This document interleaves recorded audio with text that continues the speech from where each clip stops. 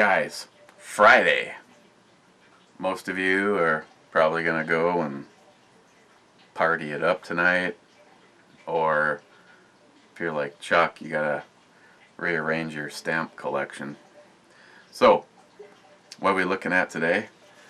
Well, we're going to be looking at Black Buffalo Rye'd. Buffalo Bayou Brewing Company. 8.1%. I really can't tell anything about it other than the fact that I'm guessing, it's a Belgian style black IPA. See how many different styles we can shove in one bottle. But before that, got a beer drop today from my good friend Tom.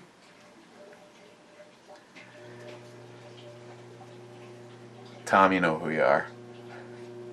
I'm not even sure where to begin with this with this setup. James E. Popper 1776 Ale. How fitting, considering I know how you are, Tom. Aged in rye whiskey barrels. 8 or 10.4%. American brown ale marinated in oak. I just like the sound of that one.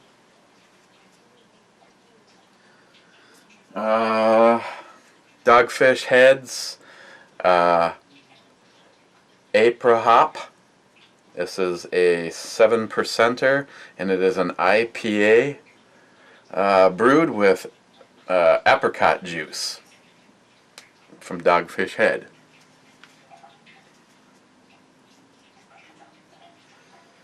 Two of them from Mickler, Black Hole Stout brewed with coffee. This one is 13.1%. Another one from Mickler. I have honestly Spoutin Gooseberry. There's almost no information on here. Alcohol percentage on this one,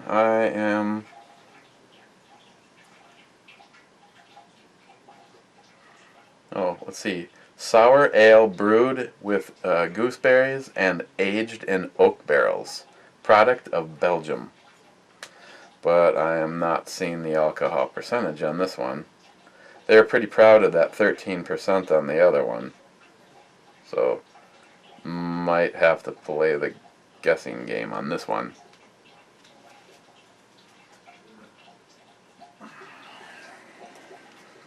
Spruce Tipped India Pale Ale with Fennel, 9.5%. Blacklist Artisan Ales. But it's got to be good. It's got that. And last, but definitely not least, Rumkin Annual Barrel Series, batch number 5 from Avery Brewing. Ale brewed with pumpkin and spices, aged in rum barrels. 18%. 18%. Okay, Tom, thank you. That's quite the rundown on alcohol percentages going on right there. Whew. Okay.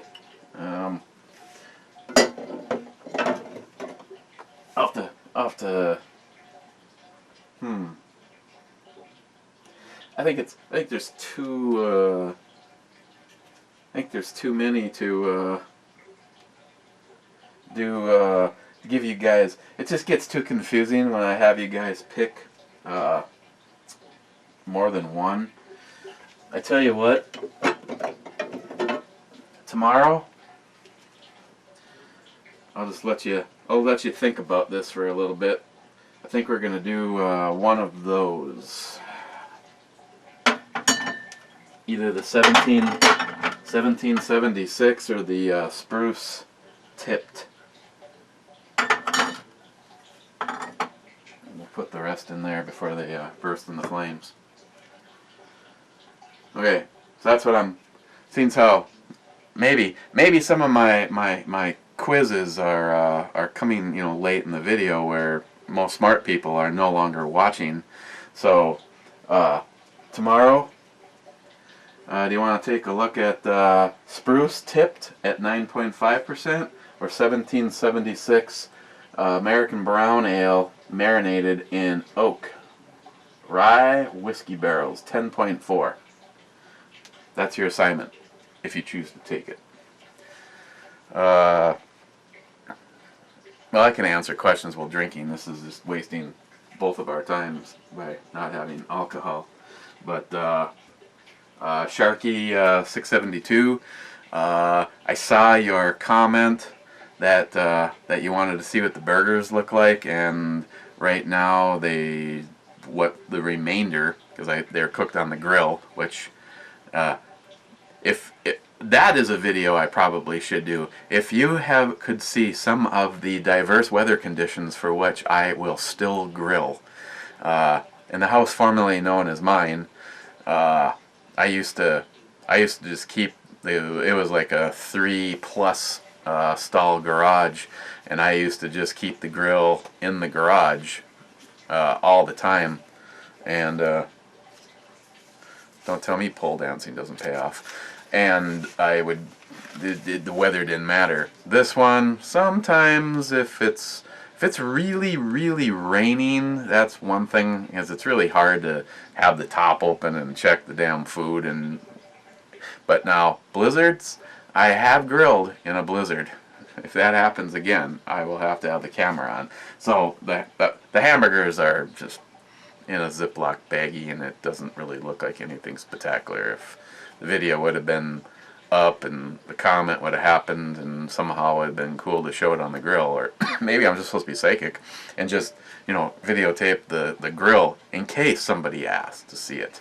I'll try to be more more thoughtful of your guys' feelings in the future when it comes to grilling.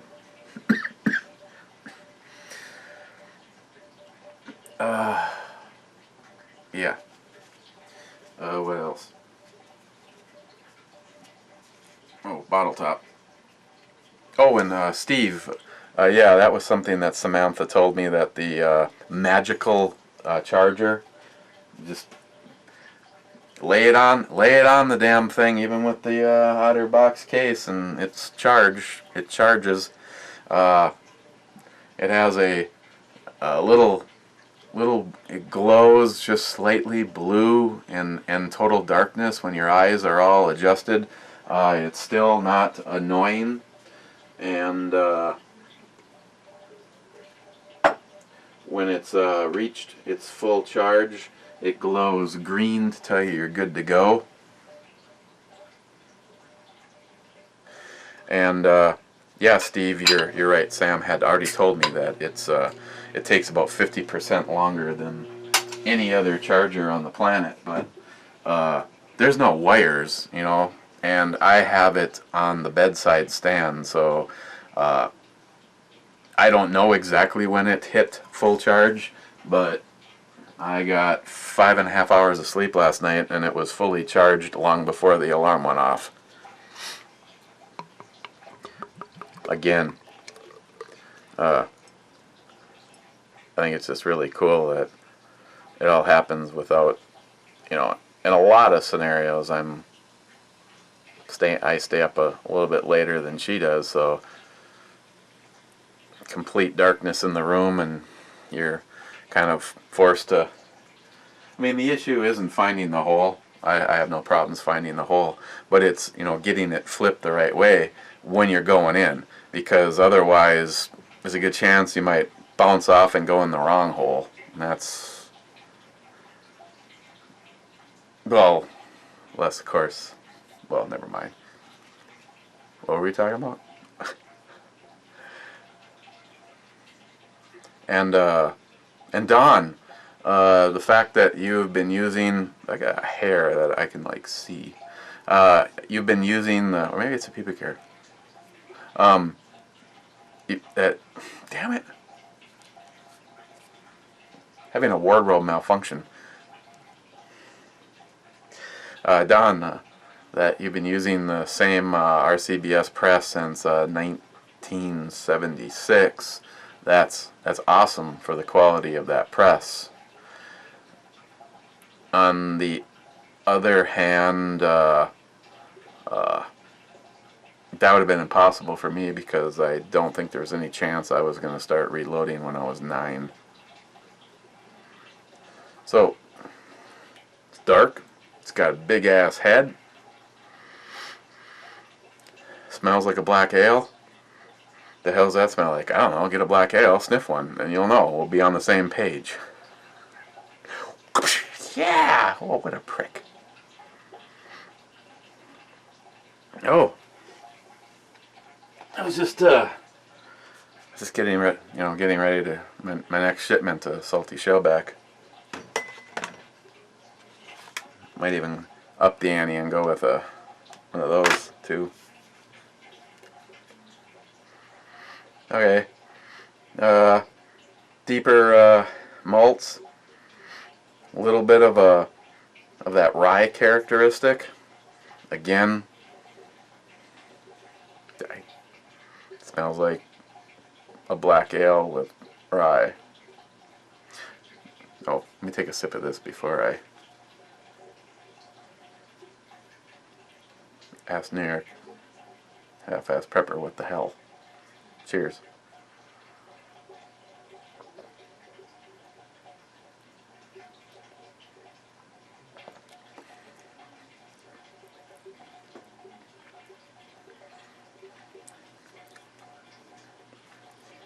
Wow, it's almost like it wants to be a few different things. Well, I'm not quite sure it's working out for any of them.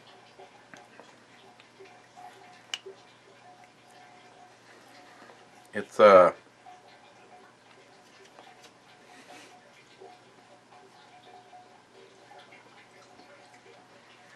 kind of like a really hoppy stout with rye.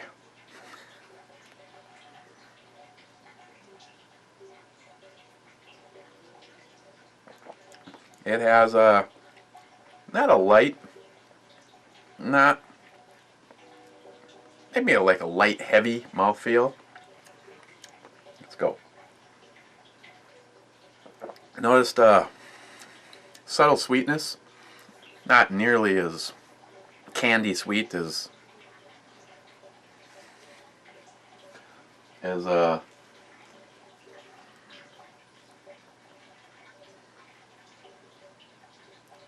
some.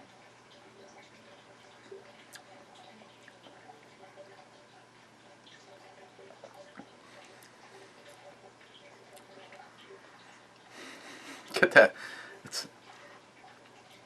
It's like a football player. It's like the football player of beers. It's going, I'm a stout. Look over here. Oh, wait a second. I'm an IPA. Kind of look over here and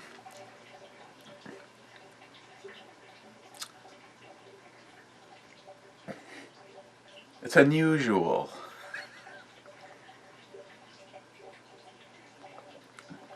So you get that sweetness, get a hoppy kind of a charge. There's too many other flavors in there. Really kind of drowns it out. So you really can't. I couldn't tell you if it's grapefruit or pine. It's just kind of a hoppy hit, and then that's kind of gone, and you get a kind of an earthy, like earth grass, but it's all kind of mingled in, kind of like a buffalo shit. It's like a buffalo shit of flavor.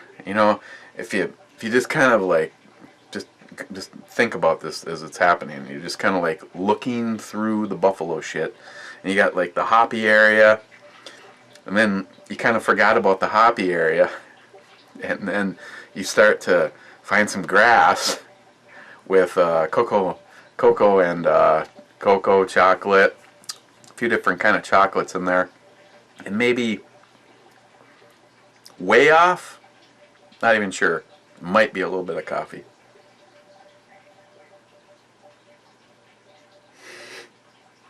You know, I've had a couple of, I had one of the owners of, yeah, I'm sorry, I can't even remember what the hell beer it was right now.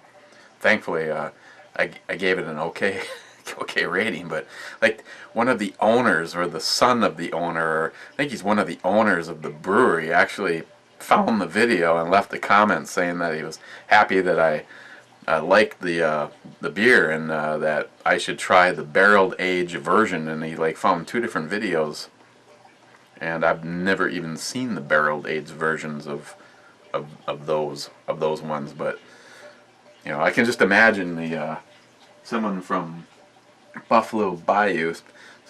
Speaking of Buffalo Bayou Chili Head, shove your warm weather up your ass. You know, what? Who gives a shit if it's nice all the time? We have diversity here. You know, summer. Well, saw. There's not really enough time to say summer. We have saw, and then there's fall, and then there's winter, and then there's winter, and then there's more winter, and then there's a area where the snow sort of melts, and then it rains a bunch, and then there's a few days that it's nice, and then it starts all over again. So basically we have warm winter, medium winter, cold winter, and fucking Muslims. Other than that, that's about all.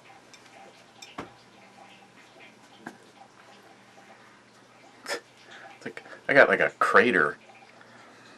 Oh, and I want to, well, I'll just, how do I say, that's cool, congratulations, but it's also personal shit, so I can't give out any information. Okay, I'll put it this way. You know who you are. We were emailing earlier today, and I think it's really cool about that thing that you're involved with. Right now, everybody else is going, the hell is he talking about? But you know who is going to know. I just think it's, you know, cool. I want to hear more if it pans out and you're actually able to push the direction for which the project goes. And then when you get to the point, you know, and there's meets and greets and all that kind of stuff, I'll take a autograph picture. Just saying. Oh, take a quick break in the action because I was explaining that I didn't quite understand the design of the Lee single stage press and how the primers all get ejected inside of the base, which is sealed. There's no little trays or anything NIHAP, and you see that slot in the back?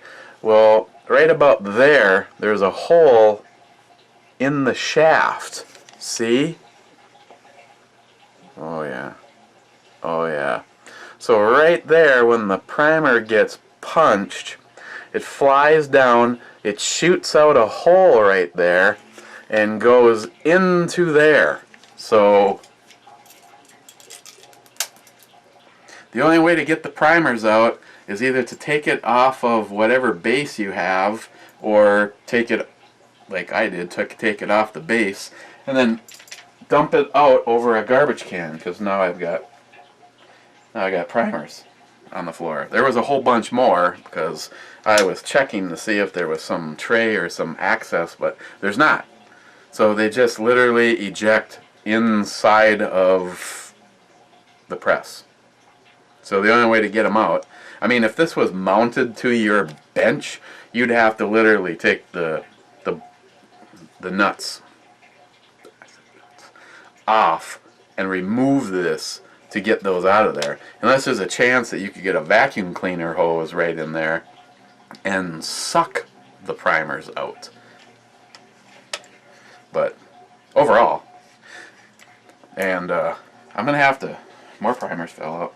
I'm going to have to see, this is that thing that NIHAP recommended. The bigger base is a big steel plate, and then this just slides up into it, and there's brackets that clamp down, and then there's just a set of four large Phillips screws that tighten down. So you could take this one off if you had more. The kit came with 2 of these wooden blocks, which I could put. The one that takes more abuse, which is probably going to be the turret setup, but you could put one on a wooden block, and or 2 different things on wooden blocks, and one of them on this, and you can quickly change them. And like I said, I have,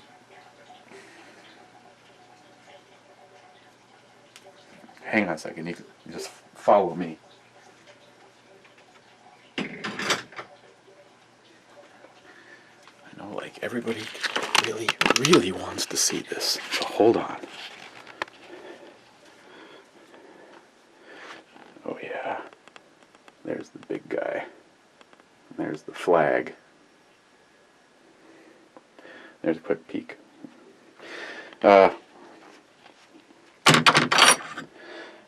It's got those, and right now I just have it.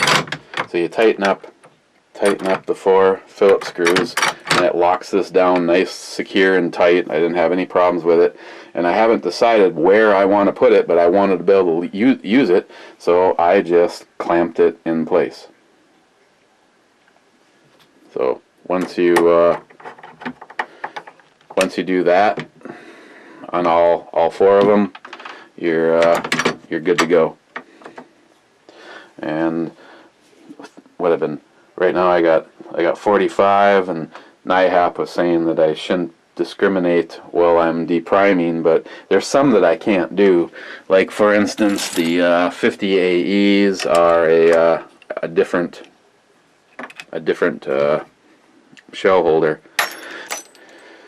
But yeah, that's the setup that I'm using at this moment in time. And you know, once again, this is, I got the prep center, I got the tumbler. I am going to do 2 different tests. I got the vibe style one, and I got the crystal skull, because nothing says reloading like getting shit faced. So okay, wasn't that fun? Especially the part where it fell off. As more shit falls off. Oh. Oh.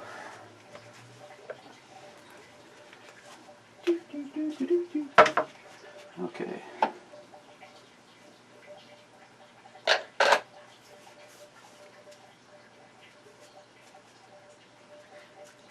Okay, back to the brew ammo reloading review. And yes, the Real Cobra Burnout, I did read your essay, and you know, not that I would be discouraged if I had the Dillon 550B versus the 650, but when you're in video chat and a couple of people in particular won't shut the hell up about how great their 650B is, and then the other ones that are reloading on time until they can get their 650B. Figured if I was just going to get one, that would be the one to get. But Chuck's getting it for me, because I wrote it down somewhere here. It's going to be cool as hell, Chuck. I really appreciate it. So, what do I think about this?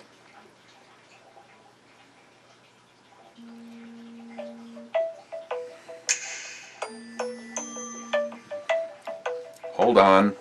I'll be right back. Okay, sorry about that. That was my eldest daughter, Lily, and it worked out. I found another thing you can do while you talk on the phone. Just put it on speakerphone and sit and knock out, I don't know, I suppose a couple hundred brass. See, this is where we left off.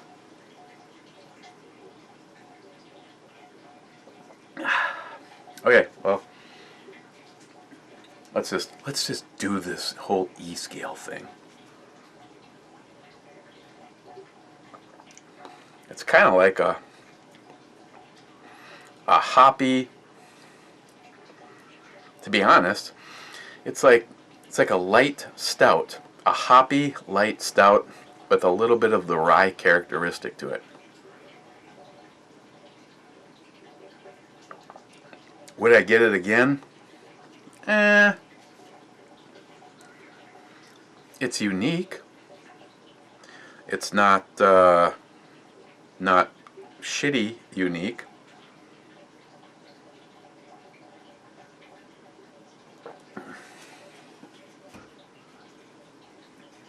Okay. Black Buffalo Rye'd. Black IPA. Belgian style IPA.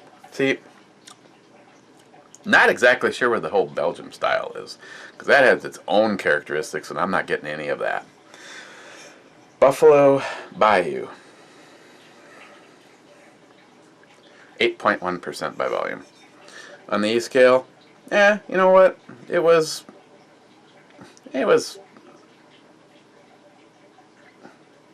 7, maybe 6.5, 7. We'll stick with 7. 6.5, 7. Definitely a 7.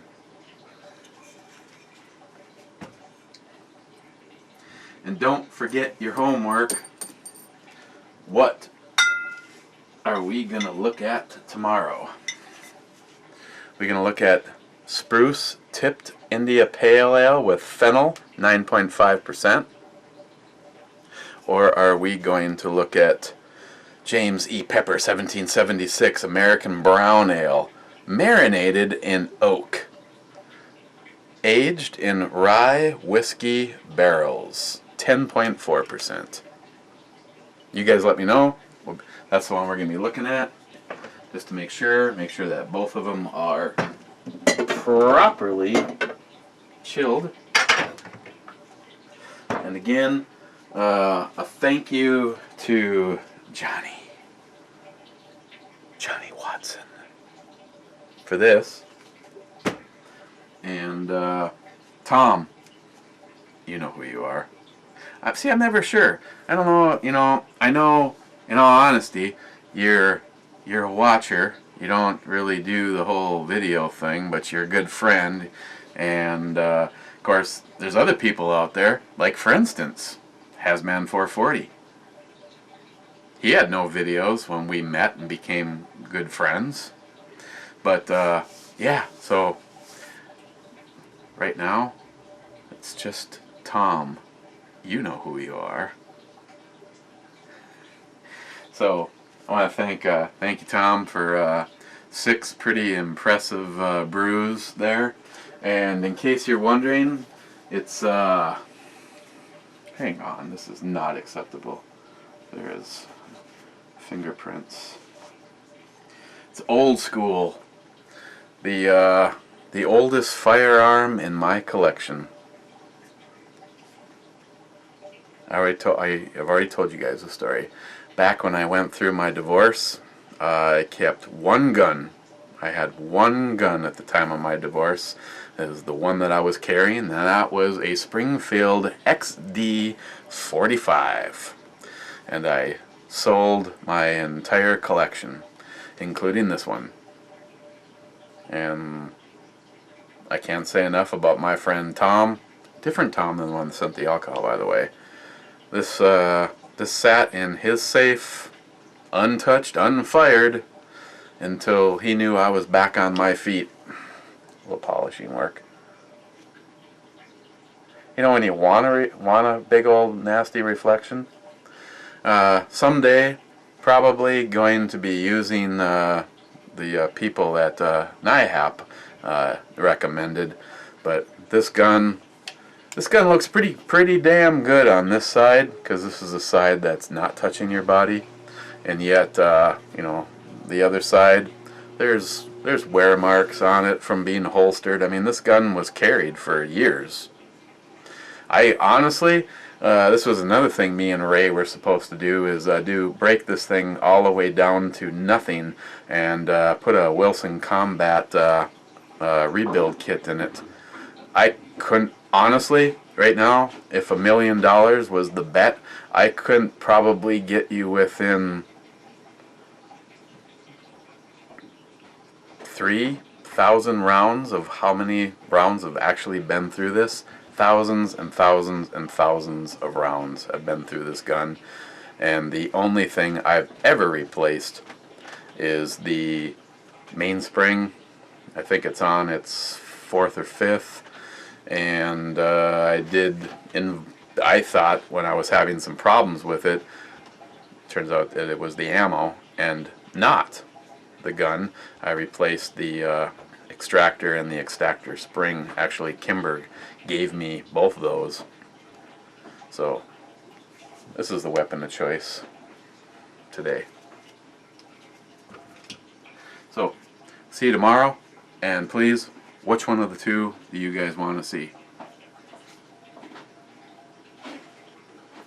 She wasn't one of the options. Cheers, guys. Have a great Friday. We'll see you tomorrow.